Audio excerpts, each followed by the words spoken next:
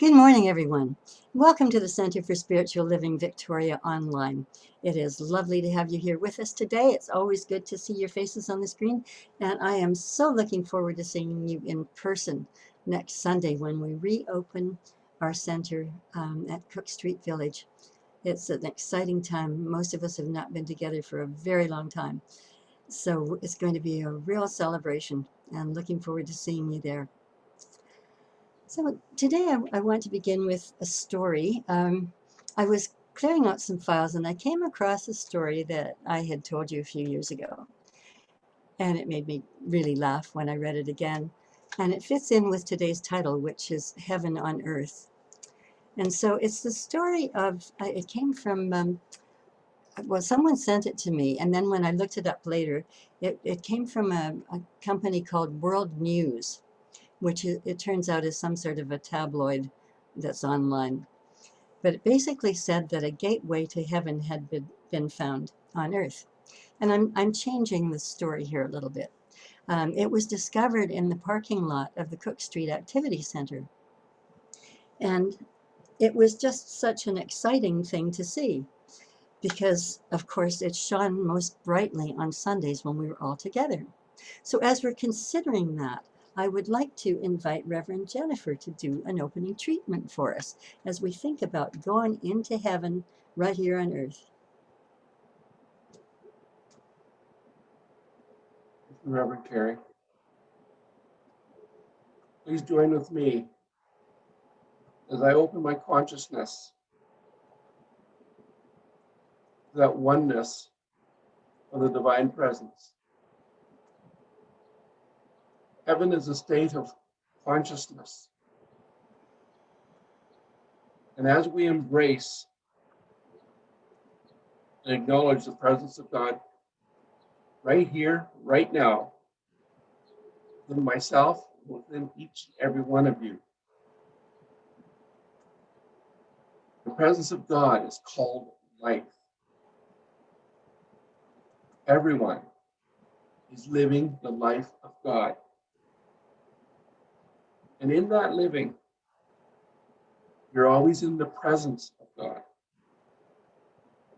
And wherever the presence of God is the kingdom of God, which is called heaven. There is no separation. There is never no one left out.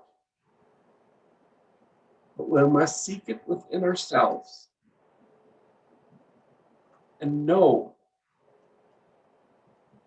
every fiber of our being,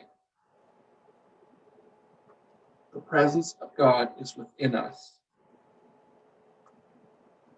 And as we acknowledge the presence, we open to the inspiration, the unfolding of the process and magic and miracles of heaven. It's called grace. And as I acknowledge the grace within each and every one of you, I let go, I surrender, and I bask in the kingdom of heaven. Thank you, God. So it is. Thank you so much, Reverend Jennifer. And Darlene now is going to grace us with a special song today. Darlene? Thank you, Reverend Carrie. This song is called The Morning Prayer, I Will Surrender, by Karen Drucker, David Roth, and Faith Rivera.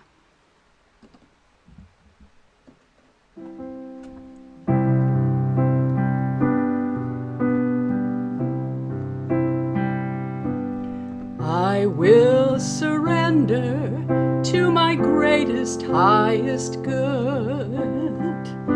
I will release any fear that blocks my way. For every step I take is taken in pure faith, and I am stronger every moment, every day. My mind is willing and my heart is open wide. I trust my instincts and let spirit be my guide. I vow to live a life that's real and true and free as I continue walking in this mystery. I will surrender to my greatest, highest good. I will release any fear that blocks my way. For every step I take is taken in pure faith, and I am stronger every moment, every day.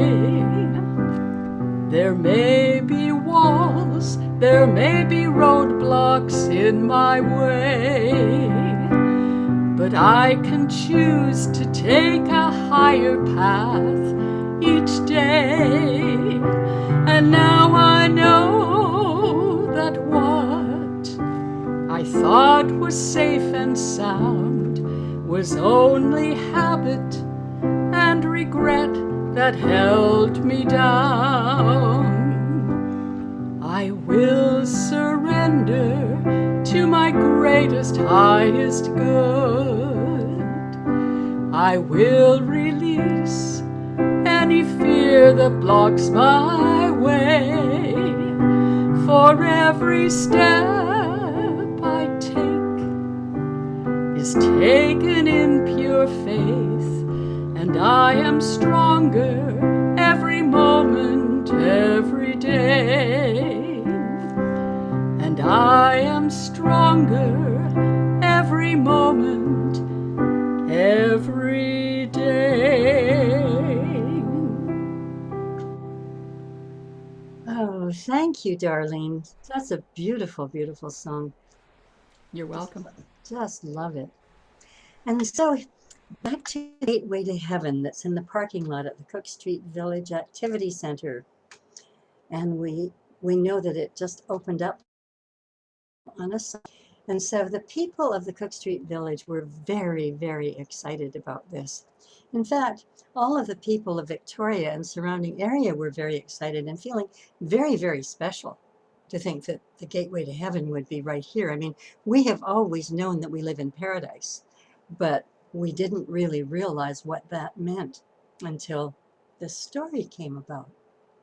And so the word got out in the media, and people started coming to Victoria and to the Cook Street Village in particular to witness this gateway, which was just this dazzling light. And they were very excited. And all of a sudden there were tents, pop-up tents that were set up, and people were selling T-shirts and all kinds of trinkets and baseball caps and so on with Gateway to Heaven on them. And the various stores on that strip of land were starting to carry souvenir items as well. Sweatshirts, I've been to heaven on earth. And it was becoming really, really overcrowded. All of the hotels in the area were just jammed with people. And so those who were thinking that it was very, very special were starting to get a little bit irritated by this. The media were everywhere. They were interviewing people. And the Vatican sent over a group of people to see how many of the shops on Cook Street they could buy up as Vatican properties, because of course the Vatican should have a presence at the Gateway of God. And so as the media started to interview people, there was one man who said he was, at first he was very, very excited. And he said, the light was so dazzling and so incredible. He said, you just had to bow down before Heaven's Gate and give thanks for the wonders of it all. But he said, I'll tell you, after a few weeks of not being able to sleep because the light was so bright, even though I had the shades drawn and I had the curtains closed, I couldn't sleep because the light filled my room in such a way I had never seen it before. And I'm getting really tired of it, really grumpy. I wish it would go away to some other place. And a woman who was interviewed was asking if it was possible to sue the Catholic Church. So the story went on. Anyway, as I read it the other day, I just couldn't stop laughing. And when I first read it, I Googled world news because I thought, what's this all about anyway? And I think that the story was originally attributed to Detroit or someplace like that. And as I went online, I and found this so-called newspaper. It started out by saying that an alien was supporting the presidential candidate. This was back in 2016. And there was a picture of an alien that looked like E.T. And it said that Abraham Lincoln was actually a woman. And it said that Hillary Clinton had left Bill and was engaged to Bigfoot. Well, you know, I, I thought, who makes this stuff up? You know, probably the same people who make up the ridiculous stories in the tabloids that we see in the supermarket.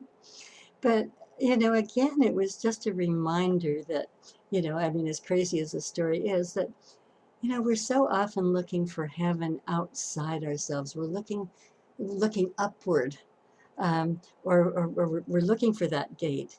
And in fact, there is nowhere to go to find it. It's right here inside of us, but it's in here inside of us if we allow ourselves to awaken. Allow ourselves to fully awaken to the Holy Spirit within, to God within, God, Spirit, Source, the universe, whatever it is that you want to call it. Doesn't matter what you call it. It is inside each and every one of us. And when we commit to communing with that Spirit, communing with God, then we start to experience paradise. We start to experience heaven on earth. We start to uncover what is the perfect life, you know, what it looks like. And it's all about when we focus on what is good and what is true and what is loving, instead of focusing on all of the woes and the troubles that seem to be appearing around us, all of the challenges that seem to be there. Now here in Science of Mind, you all understand the path of connecting. You know, we are born spiritual beings in physical form. You know, over and over again, we say this, we are spirit having a human experience. But as we're born as these perfect little babies, we're actually born as little mystics. And then gradually, and so, well, sometimes not so gradually, we forget because we're told otherwise. And then comes a point where we have a spiritual longing, where we want to know, we want to deepen our spiritual understanding. We want to feel that connection. We want to feel that loving presence in our hearts and in our minds and in our souls. And so we start to struggle to find our way back. And when we're very fortunate, we find a place where we can do that. And that place, of course, is when we find centers for spiritual living and other new thought centers around the world. And there are more and more of them. And it's so important for us to feel this connection. And it's important for us to really have that commitment. You know, are we really ready to commit? Now, that doesn't mean that every moment of every day you're on your knees praying. It doesn't mean that you're living like a monk in a monastery or a nun or a priest or anything else. What it means is that we take a little bit of time every day to feel that connection, to commit to God, just in the same way that we might commit to anything else. Commit to watching a favorite TV program, commit to checking our emails on our cell phones. You know, those kinds of things we commit to without any thought at all. But do we commit to God in a really serious way? Do we commit to knowing this presence within us? Do we think that if we wanted to do that, it would just be much too difficult, you know, or maybe, you know, wouldn't be worth it? You know, who am I? Who am I to feel like I have this amazing presence in me?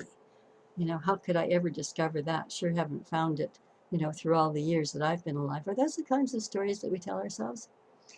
You know, I was reading a little book. It's called Discover a Richer Life. It's not about prosperity or it's not about money. And it's written by Ernest Holmes. And it attracted me so much that I found out I had 2 copies of it that I'd bought at different times, but I had never read it. And Ernest Holmes, of course, in all of his teachings, talks about the teachings of Jesus. And he says in this book he's talking about the story of Jesus turning water into wine. And he asks the question. Ernest Holmes asks the question, "What would you do if somebody came up to you and handed you a pitcher of water and said, 'Could you please turn this into wine?'" We would probably just laugh and say, "You got to be kidding me. What are you talking about?"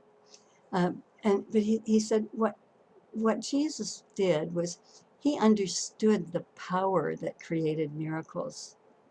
He knew it. He felt it. Now, the power that was in Jesus is no different from the power that is in each one of us. We just don't have the belief. And, Ernest Holmes suggested that possibly, as Jesus was very young, that he didn't have that knowledge either. Perhaps he did as a child, then maybe he forgot it for a while, and it was a while before it came back. And he's speculating. It might have been a while before it came back and before Jesus really started his teachings. And he said, but was Jesus different? We don't know the answers to those kinds of stories or those kinds of thoughts, but it's something to consider. Was he always different? Or did he sometimes have doubts and fears just as we have? And did he overcome them? And of course, Jesus said, according to Scripture, these things and more you will do if you actually have that power, if you believe in a power that is greater than you. And Dr. Holmes says that being human has nothing to do with it at all. It likely limits us. It's not about our thinking about ourselves in human form, but our thinking about ourselves in spirit form that is within us while we're here on this earth. And we have to realize that, we're able to think, but we didn't create our minds. Think about that.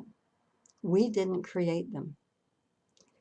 And whatever we are is spirit. But we didn't create spirit. Spirit was there before. And we need to understand this, that and it takes us into a place where we have to really think about it. Instead of just going about all our daily activities, take a little bit of time every day to think about some of these things, about who we really are, about where that power is, about what we can do with it, because Jesus said, "These things ye shall do, and more so." More so than raising people from the dead, more so than curing people of illness by simply telling them they are healed. Think about that. And it is done unto you as you believe. So I wanted to read just an excerpt from this little book today. This is the book. Again, Discover a Richer Life by our founder, Ernest Holmes. And he writes, "At once we're confronted with such a stupendous thought that it almost staggers the imagination. There is something in me greater than I appear to be. And that something really isn't myself as a mere human being at all. It is something that was put there when I was born. There is a presence and a power within me waiting for my recognition. But a denial of them on my part makes it impossible for them to operate in a larger way. As we deny the power, it's impossible for us to manifest a different life, to be able to do the kinds of things that Jesus did. It's true that they are already working in me, in digesting my food, circulating my blood, causing my heart to beat, giving me such intelligence as I have. It's true that I didn't make any of these things. Perhaps I'm asleep to the greater possibility. Perhaps I am as someone who is drugged and only half conscious. If I could only wake up, if I could only believe that the power which has done all this for me might be able to do a little more. Perhaps it could do something beyond my wildest dreams. How do I know? Well, it told Einstein how to figure out his equations. It told Emerson how to write his essays. It told Browning how to write his poetry. What happened to those people? They must have believed that they could do these things, or they never would have attempted them. And I would propose that it certainly happened to Ernest Holmes, who has been called one of the greatest philosophers and spiritual teachers of our time. So when we think about these things and wonder if Jesus did always believe, or if he, like us, had his human moments, remember his words, I have overcome the world. I have overcome the world. No man can take from me or add to that which I am. So no one else can make me less, and no one else can make me more than I already am. And that is the same for us. It's not just something that Jesus is said to have said in Scripture. So there's not more of the divine in Jesus than there is in you. We've talked about this before. We all have equal amounts of it. We have as much as Jesus had, as much as Mother Teresa had, as much as Gandhi had. The thing is that, we're questioning, are we really paying attention to this? And paraphrasing Jesus, Ernest Holmes said, whatever you are is spirit, but you didn't, I'm sorry, I said that already, that you didn't create that spirit. But what we need to know is that the same divinity is within us.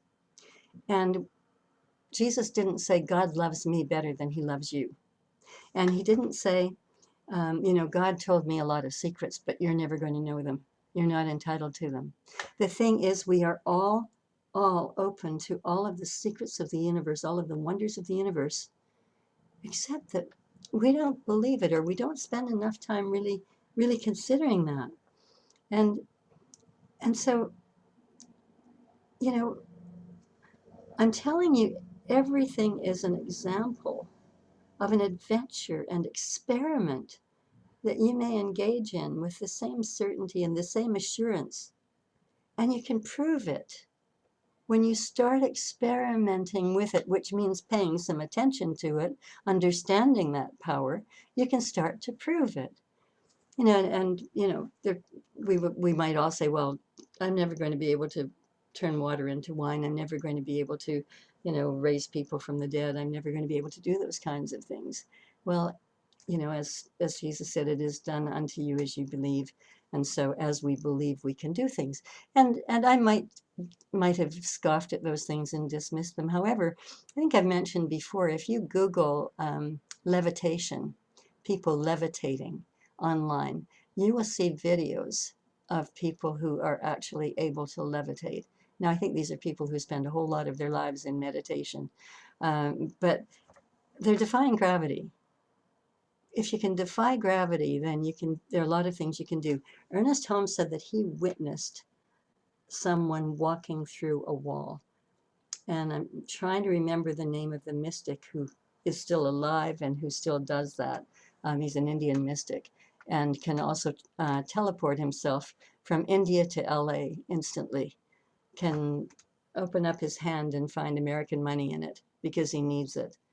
I mean, these kinds of things just sound absolutely crazy. Why doesn't somebody make a film about this, and show that it's absolutely possible for these things to happen? And again, not necessarily things that we might want to do, but in terms of believing in oneself, it would help us a great deal if we were able to witness some of these things ourselves. But we are asked to go on faith. And So I would suggest that you blow your own mind, you know, uh, go out and lie down on the grass on a slightly cooler day or one evening. And in the evening, look at the stars, or in the sun, just look at the beauty all around you, or lie down on the sofa at home and think about it. Where did you come from? Where did you really come from? And of course, the first thought is, well, I came from my parents. My mother conceived me, and I was born. Okay, well, where did your mother come from? Where did your father come from? Where did the first human come from? Where did the first cell come from?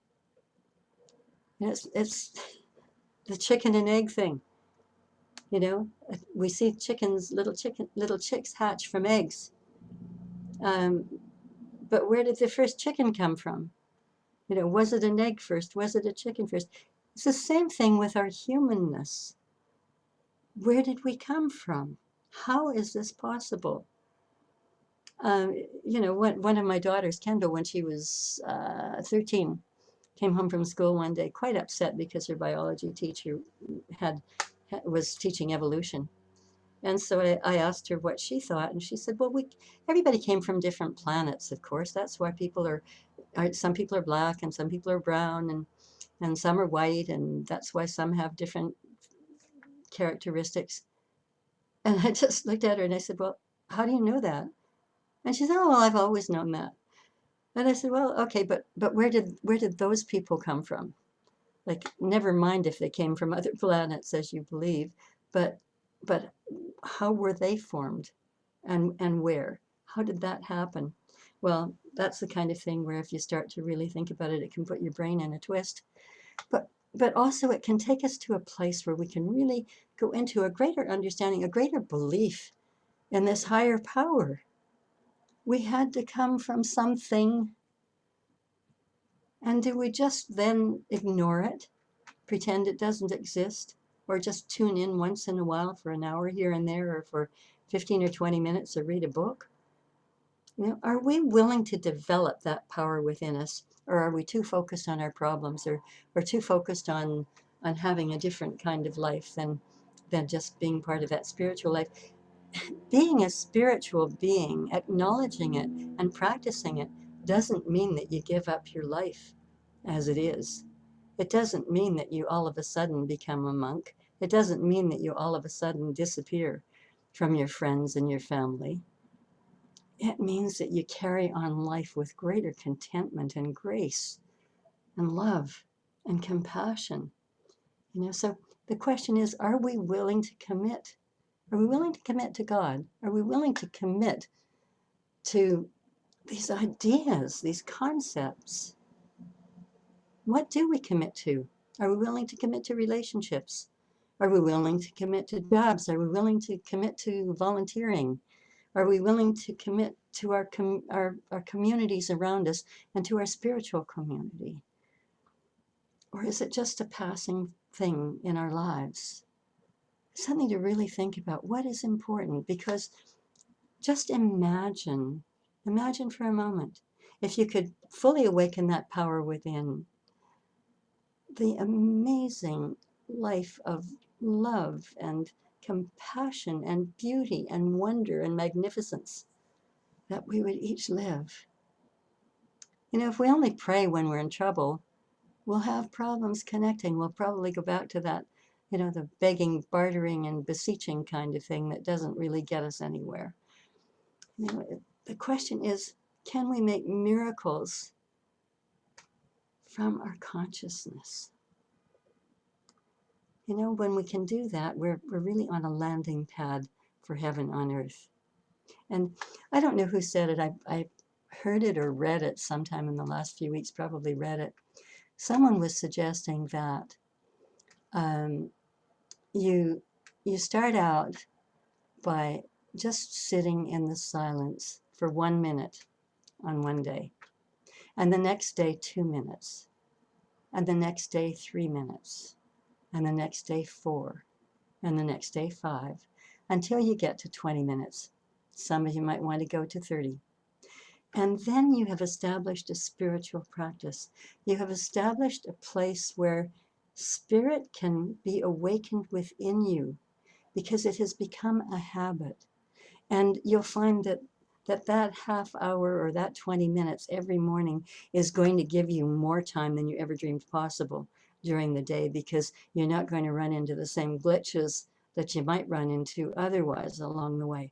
Life flows more easily, and you find yourself being happier, and you find yourself taking a lot of things in your stride that you just never did before. I kind of think that doing that every morning is, using COVID as an example, where, we're seeing a huge downturn in the virus here on this planet.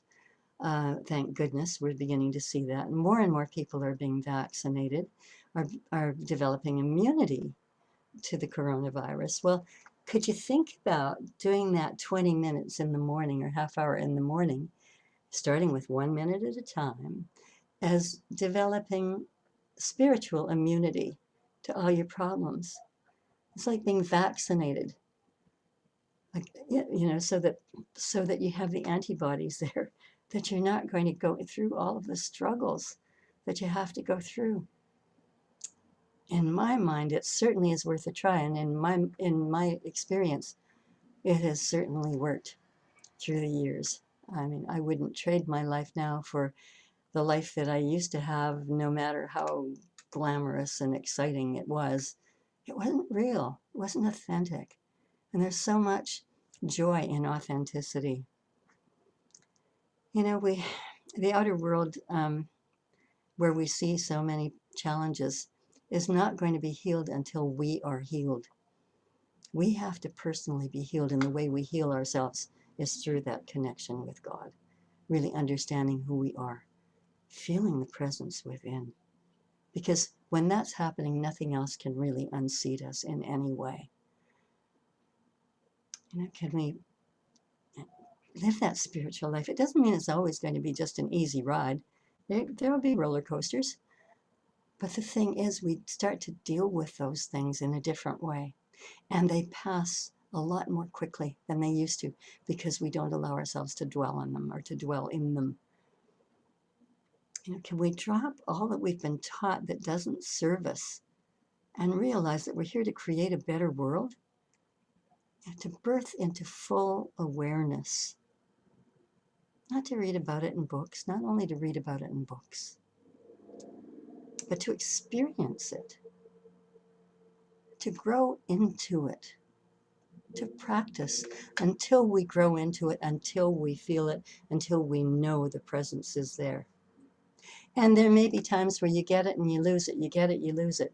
There may be a few days or a few weeks where you go without the spiritual practice, because all of a sudden you feel like life is getting too busy. But as soon as you get back into it, everything starts to change again.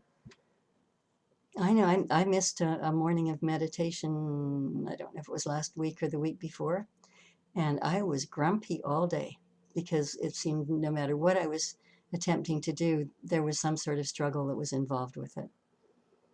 And I had to look back and say, what happened to me today? What's the difference? And then, I skipped my meditation this morning because I think I had a Zoom call or something, and I didn't get up early enough to do both. So it is so important. There's change in the air. Do we want it to be changed for the better? I certainly do. I don't want to be changed for the worse. And the thing is that for all of us, we need to be breathing this goodness, this spirit into our lungs, into every cell of our body, this healing energy.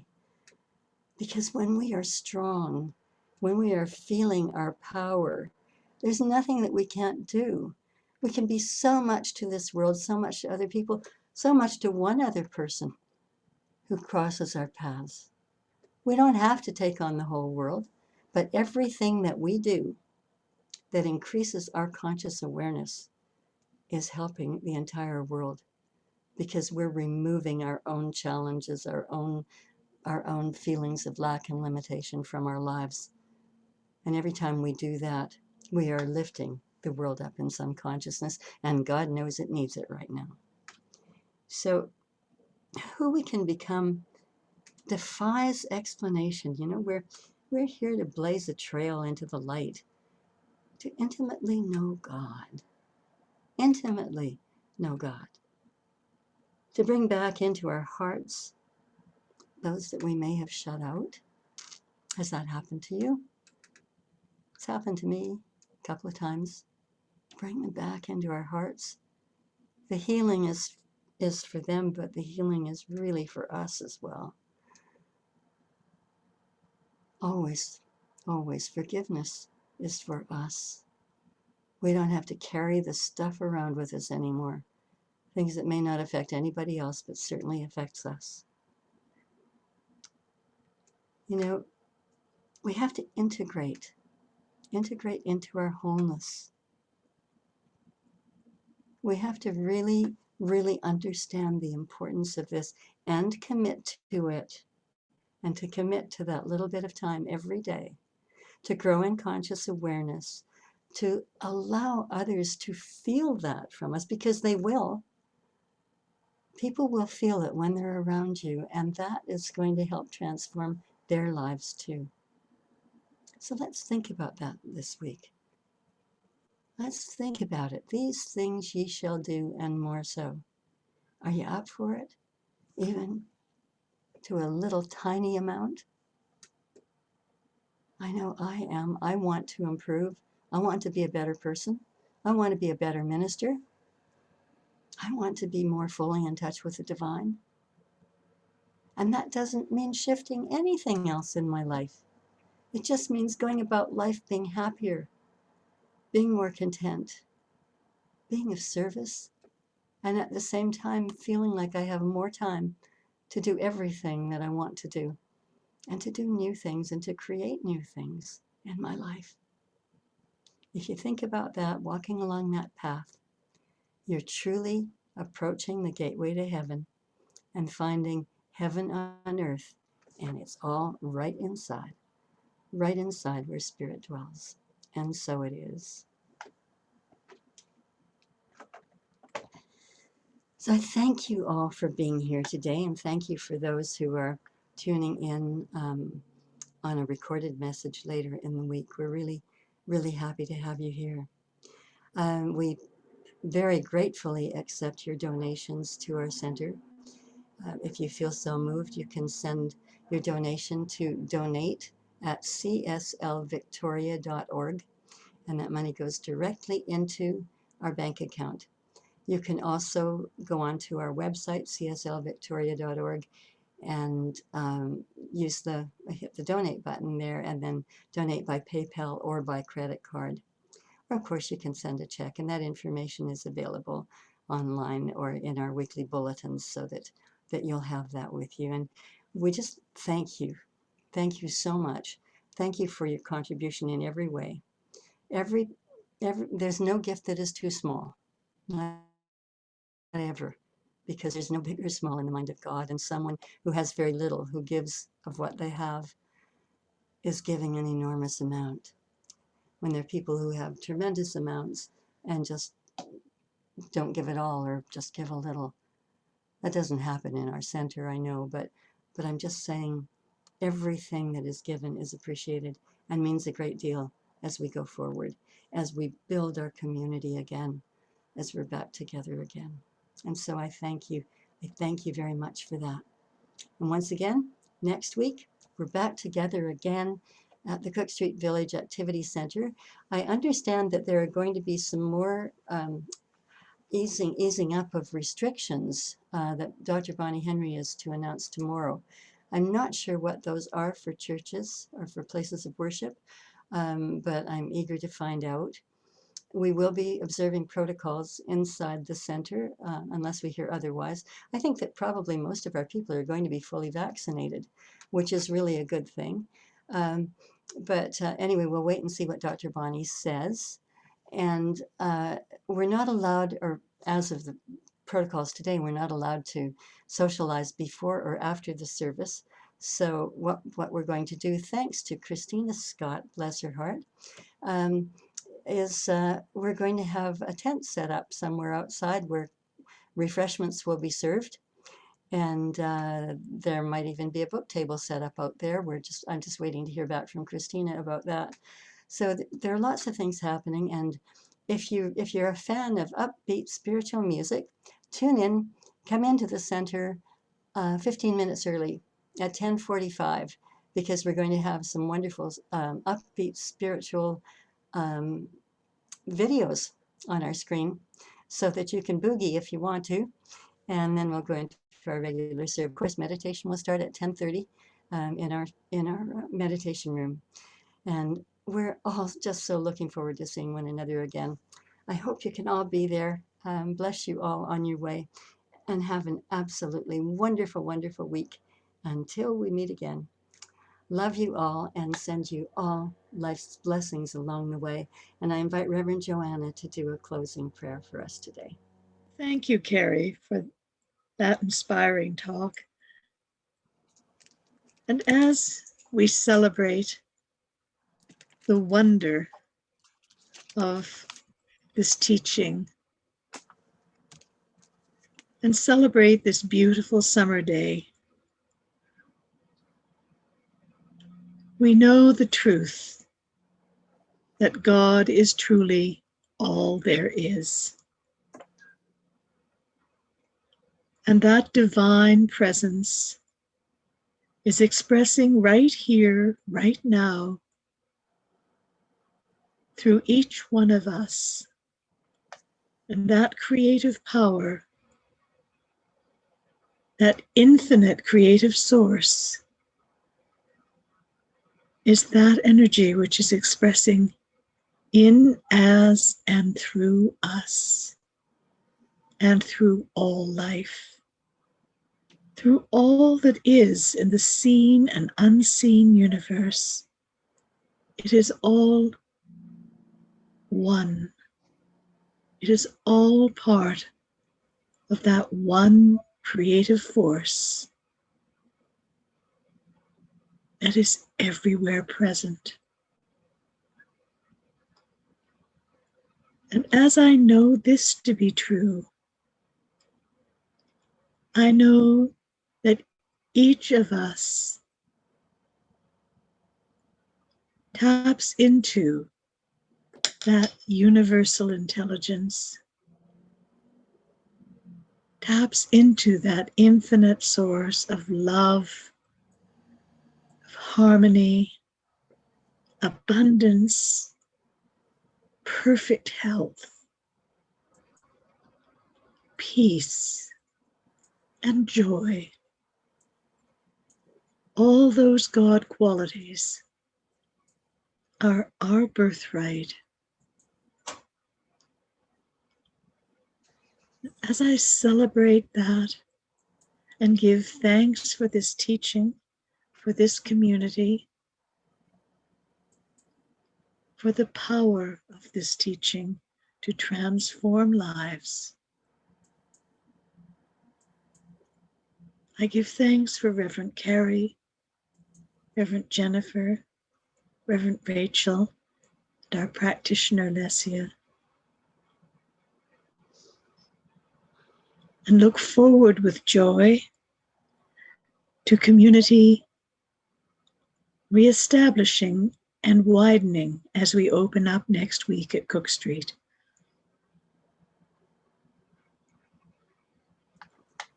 I see God everywhere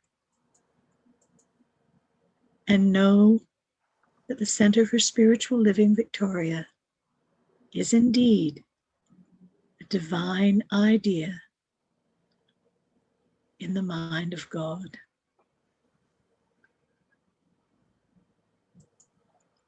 As we look forward to the week ahead, let us remember who we truly are. I release my word to Spirit, to the law, knowing it is so, and so it is. And so it is. Thank you so much, Joanna.